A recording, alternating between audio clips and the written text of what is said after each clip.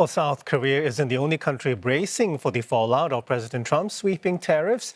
World leaders have started planning their next steps, with many seeking to strike deals with the American leader to lower the tariffs imposed on their countries. And Mr. Trump says that he remains open to such negotiations if something, quote, phenomenal is offered.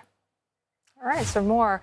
We are joined by DeSipio. He's a professor of political science at University of California, Irvine. Thank you very much for joining us, Professor. So firstly, it seems that Mr. Trump is rolling the economic and political dice with a huge tariff gamble. Do you think it will pay off, or is it more likely to backfire on him in a big way? My prediction would be that it will backfire relatively quickly. We've already seen dramatic losses in stock markets all over the world. But I think more importantly, in terms of President Trump's support domestically, prices will begin going up almost immediately. And I don't think his supporters really anticipate that. They elected him in order to bring down prices, and changing the global economy this way may sound good in principle, but in practice, it'll mean it'll be coming out of their pocketbooks, and they won't like that. Professor, I mean, is there the possibility there could be more than one outcome? Right now, the general belief is that this separation of the U.S. economy from the global economy will result in higher prices and slower growth, but are more positive outcomes possible? I mean, could the U.S. really start making clothes, sneakers, and toys again? Yeah. That seems unlikely. We're short of labor in the United States, which is why we have the immigration problems we do. Another one of President Trump's goals for his second administration. I think he could have some modest victories bilaterally with some countries that do choose to lower their tariffs to accommodate him or agree to other foreign policy goals. But I think the general pattern will be that the United States will be less able to import a lot of consumer goods, again, consumer goods that the American public really expects to be able to purchase rather cheaply. Professor, the Trump administration has confirmed it came up with its tariff list by using a target country's trade deficit, dividing that by its exports to the United States, and dividing that again by half. Economists are saying it's all wrong, but I'm wondering, is this, a politically smart move and really an easier way to gain the acceptance, from Americans and the public in general? I don't think it's a politically smart move for him because, again, he was elected to solve economic problems or perceived economic problems in the United States. And at least in the short term, even if his math is absolutely correct, which it isn't, it will raise prices in the short term. He's willing to accept that, but I don't think the American people are. More importantly, I don't think Republicans in the House of Representatives are, and they will be the ones that will face election most quickly in November of 2026. They're going to be putting pressure on the White House to lower these tariffs and to ensure that the American economy continues to move forward as it has over the last 3 or 4 years. Speaking of his political calculation, Professor, some analysts have said that Trump's tariffs are a latest sign of his second-term appetite for risk, much like his actions in shutting down agencies or threatening to fracture alliances. What do you think his game plan is here? I mean, how do tariffs fit into his broader second-term strategy? Well, tariffs have long been a part of President Trump's strategy, including in his first term, but he had seasoned advisors in the first term who were willing to tell him no and to encourage him to look to other actions. In this term, most of the people that work immediately around him are people that he selected because they would agree with him.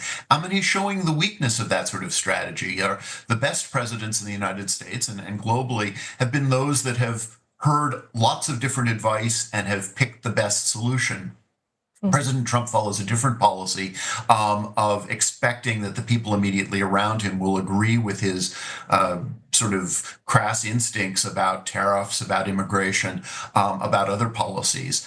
So he's not setting himself up for success in this administration, but the sad part of it is that it's not only his failure, but it will be a global failure, as other countries will probably face dire economic period before the United States does. So, I wish I could offer sort of a rational explanation for President Trump's behavior in this area, but I'm not sure that there is one.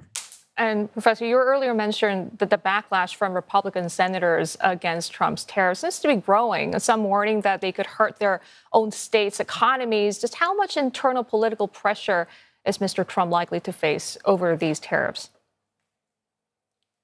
In the short term, unfortunately, relatively little. As I mentioned, the next elections aren't for over a year. So I think he's still in, what we think of as a honeymoon period after his inauguration. I think those pressures will grow, and they'll grow particularly in the House of Representatives, where the Republicans have a much more narrow margin, of advantage over the Democrats. There, the movement of a few representatives into the opposition could doom President Trump's opportunities there, and we'll face a big decision coming up in the next few months about whether to extend the debt limit, the ability of the United States to borrow money. There, I think, will be the first time where some Republicans in the House will actually have to make a decision about whether they want to sort of entrust President Trump's strategies, in a variety of areas, not just tariffs, but also immigration policy, shutting down federal agencies, all of those sorts of things, or whether they want to try to moderate some of his instincts. And I think they can have some influence, but that won't come for a couple of months yet. Okay, Professor DeSipio, I want to get into the foreign policy aspect of this, if I may. There have been several reports, and we've spoken to at least one guest, maybe more, who say that the biggest target by far actually is China. The EU is there, but it's really China. Beijing hit with tariffs of up to 54%, as you know, but so were China's biggest offshoring partners, like Cambodia, there's Laos, and obviously there's Vietnam as well. So do you see things the same way? I agree. I think, I think President Trump is willing to accommodate. Well, he's already demonstrated that he's willing to work with Canada and Mexico. I think he'd be willing to work with the EU around some, targeted reductions. But the longer term strategy is to weaken China. The challenge with that, of course, is that the Chinese economy is relatively strong. And, it means that they will hold out a little bit longer than some of the other countries that we're working with on this.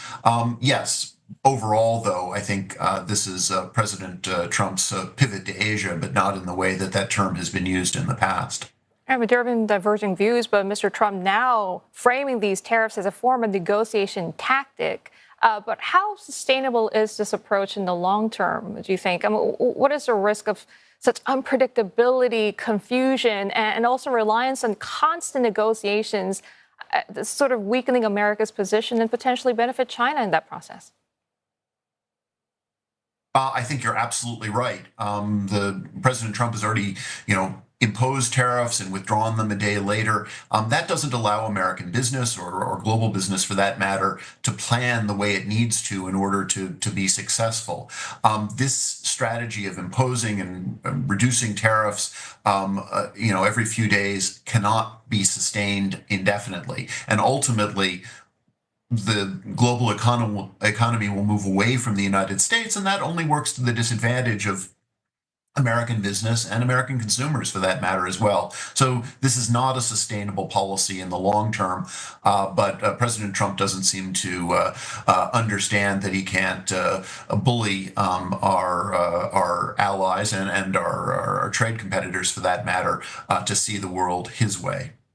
Well, Professor, we've seen I guess, two broad approaches from America's trading partners. One is maybe the China-Europe approach, which is to talk really tough and to draw up a list of, countermeasures. And you have the Australian approach, the Southeast Asian approach, which is to be conciliatory, offer to talk and not retaliate at the same time.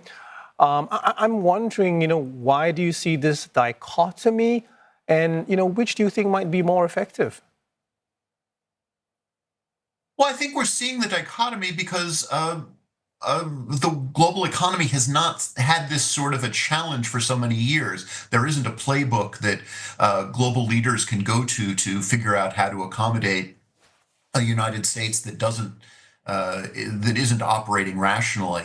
Ultimately, I think the conciliatory approach is probably the better one, not necessarily to make serious concessions, but to discuss concessions. And that often gives President Trump the ability to move away from his most draconian kind of impulses and to look for more moderate kinds of accommodations. That's what he did in his first term much more, and we haven't sort of had the opportunity in the second term to have a long pattern of that. So conciliation, negotiation, conversation is the appropriate strategy, but it's also very hard when the largest economy in the world is imposing relatively, completely new strategies on the global economy.